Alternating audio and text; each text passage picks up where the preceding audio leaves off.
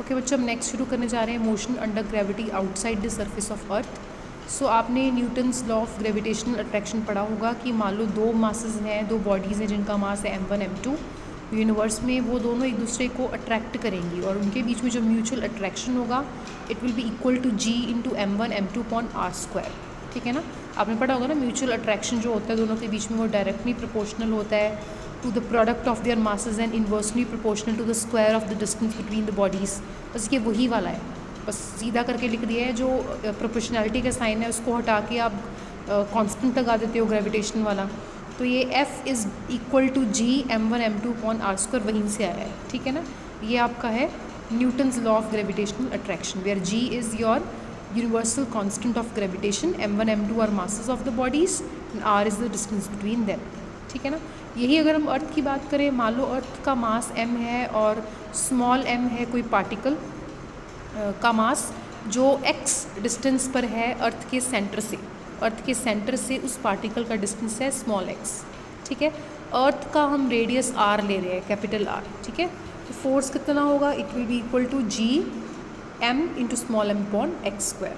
ठीक है, where g is again the universal constant of gravitation and due to the attraction, इस attraction के कारण, इस फोर्स के कारण कोई ना कोई एक्सेलरेशन बॉडी में प्रोड्यूस होगी, that will be given by F is equal to mf। F की वैल्यू mf पुट कर दीजिए, m और m कैंसिल हो गए, एक्सेलरेशन की वैल्यू आ गई gm upon x square. This is constant क्योंकि g भी कांस्टेंट है m भी कांस्टेंट है, तो g इंटू m को k पुट कर दीजिए, k upon x square, this is constant. ठीक है ना, so F is inversely proportional to the square of the distance between the particle from the center of the earth.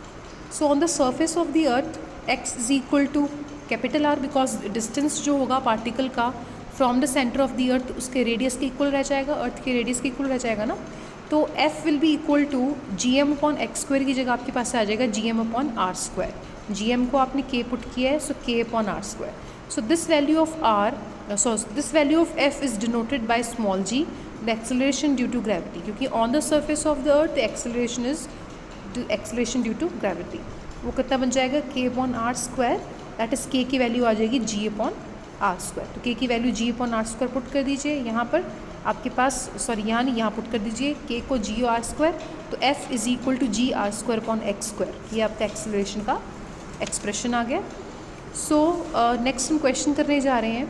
A particle is projected upward with velocity under root of 2 g naught h, where g naught is acceleration due to gravity on the surface of earth.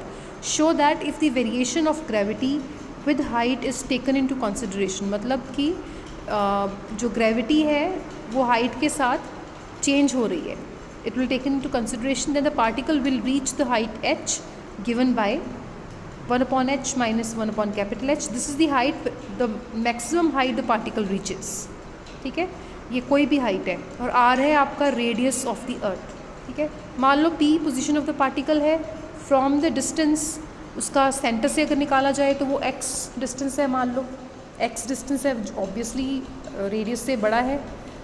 If f acceleration है particle का eight point p पर acceleration है और OP के long ले रहे हो तो नेगेटिव आएगा, अगर PO के लॉन्ग लोगे तो एक्सेलरेशन ऑब्वियसली, जब जो मूवमेंट है या जो मोशन है या जो एक्सेलरेशन है टुवर्ड्स PO लोगे तो पॉजिटिव आएगा, PO के लॉन्ग पॉजिटिव होगा तो उल्टी डायरेक्शन में नेगेटिव लेना होगा आपको, तो माइनस साइन लगा दो। F की जगह पुट कर दो v dv by dx, separation कर लो वेरिएबल्स की, एक साइड पर आ जाएगा v dv और एक साइड पर x के सारे आ जाएंगे, इंटीग्रेट कर दो दोनों साइड्स को, आपके पास ये आ गया। इसके बाद फिर c is a constant of integration है। अब आप c की वैल्यू निकालना चाहते हैं तो आप ले लीजिए x is equal to r, मतलब in that case the particle is on the surface of the earth because distance of the particle from the centre of earth is nothing but equal to radius of the earth. ठीक है, x is equal to r, और जब x r की equal है मतलब particle बिल्कुल अर्थ की surface पे है, तो उस केस में पार्टिकल वो कब था, वो जब पार्टिकल प्रोजेक्ट किया गया था, कितनी वेलोसिटी से प्रोजेक्ट किया गया था, under root of 2 g not h, तो ये गिवन है आपको। ठीक है, इसमें वैल्यूज पुट कर दो, v की जगह ये पुट कर दो, x की जगह ये पुट कर दो, c की वैल्यू निकल आएगी, c की जो भी वैल्यू निकलेगी आप यहाँ पर वापस पुट कर देना, तो आपके पास ये एक्सप्रेशन आ जाएगा। ठीक है, अब इन्होंने कहा है तो particle reaches the highest point है capital H is the height from the earth. Earth से ऊपर कितना गया, वो अर्थ से ऊपर वो कैपिटल एच किया है ना, बट अगर सेंटर से देखा जाए तो प्लस आर करना पड़ेगा, और हाईएस्ट पॉइंट पे जाके उसकी वेलोसिटी ऑब्वियसली ज़ीरो हो जाएगी, ठीक है ना। तो v0 x is equal to capital H plus r put कर दो यहाँ पर, जो पीछे आपका एक्सप्रेशन आया v को 0 पुट कर दिया और हमने x की जगह पुट कर दिया capital H plus capital R, फिर हमने यहाँ से g0 कॉमन निकाल के इस साइड भेज दिया, यहाँ पर बच गया r स्क्वायर और एलसीएम ले लो, r square plus h minus r, ये ऊपर चला जाएगा h प्लस आर, जो डिनोमिनेटर वाली टर्म है वो राइट साइड जाके अल्टीमेटली 0 ही बन जाएगी ना, तो सिर्फ ये बच जाएगा।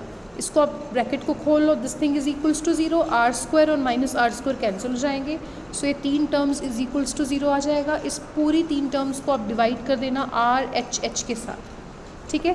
तो यहाँ पर आर एच एच के साथ डिवाइड करोगे तो एच एच और नीचे एच एच कैंसिल होकर 1/r रह जाएगा, यहाँ पर 1/h रह जाएगा और यहाँ पर 1/h रह जाएगा। तो ये आपका आंसर आ गया जो आपको फाइंड आउट करने को कहा था। एग्जाम्पल नंबर 2 में आपको एस्केप वेलोसिटी निकालनी है पार्टिकल की, projected from the surface of the earth where g is equal to 9.8 metre per second square and r is equal to 6370 kilometres, r being the radius of the earth, ठीक है। Escape velocity निकालो particle की।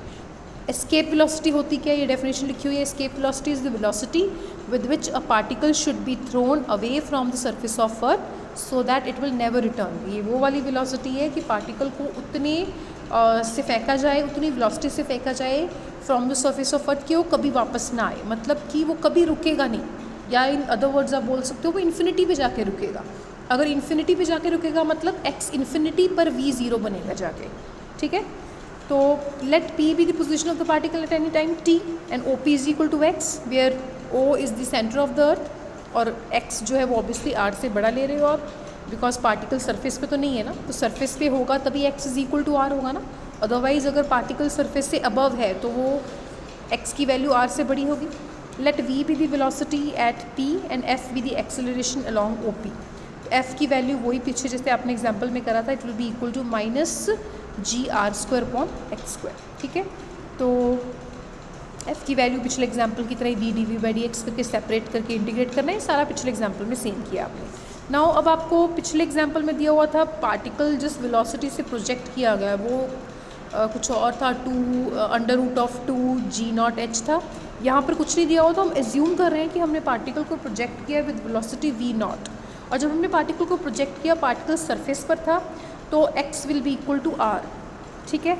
यहाँ put कर दीजिए v0 square by 2 g r square by r plus c, ठीक है।